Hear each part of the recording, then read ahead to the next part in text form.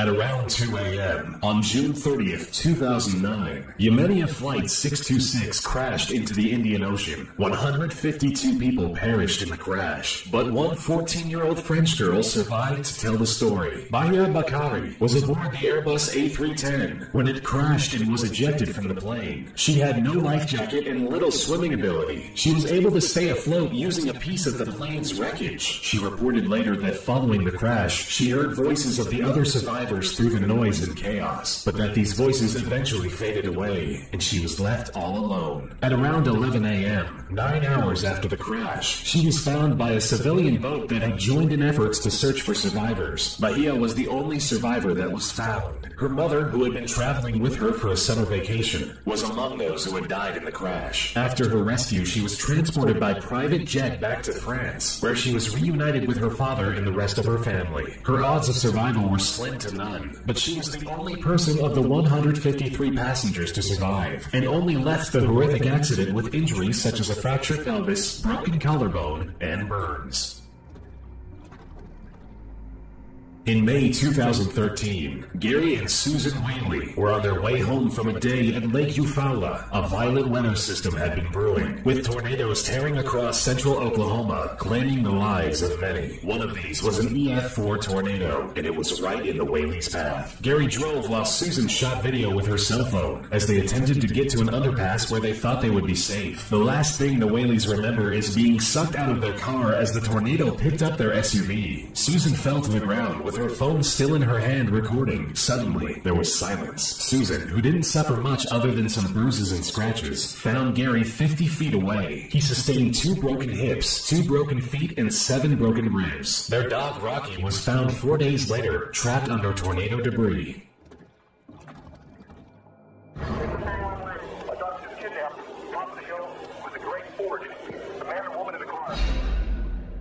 While waiting for her school bus with her stepfather not far away, JC Lee Dugard was snatched by a man and a woman driving by. Her stepfather attempted to follow but quickly lost the car. A massive manhunt ensued with police out in full force, but unfortunately, the trail was cold. She was raped, beaten, and treated like an animal. Worst of all, she gave birth to 2 children at the age of 14 and 18, with her abductor being the father. 18 years later, her captors, Philip and Nancy Galindo, made a mistake. They brought JC Lee and the 2 children she had while in captivity to a parole appointment. Investigators noticed that Philip was acting suspicious, and he ended up admitting to kidnapping JC Lee when she was 11 years old. For 18 years, JC Lee was confined to soundproof sheds in Garrido's backyard, totally isolated from the outside world. Okene, a Nigerian tugboat cook, awoke early on May 26, 2013. While in the bathroom, Okene reported the boat keeling over. It had hit an ocean swell and plummeted 100 feet below the surface in the dark as the boat continued to rock violently as it fell to the ocean floor. Okene struggled to free himself from the restroom and find somewhere safe. He found a cabin and waited for rescue as the water continued to rise. Okene worried about his colleagues, hoping they were okay, locked in their cabins due to traveling in waters frequented by pirates. His worry increased as he heard sharks and barracudas swimming around and feeding on things inside the ship. Okene was able to survive in a small air pocket for 3 days, freezing in the chilling waters wearing only a pair of boxers, before being rescued by a dive team who had already recovered 4 dead bodies and did not suspect there would be any survivors. Against all odds, he survived on a source of light, limited air, and a bottle of Coca-Cola.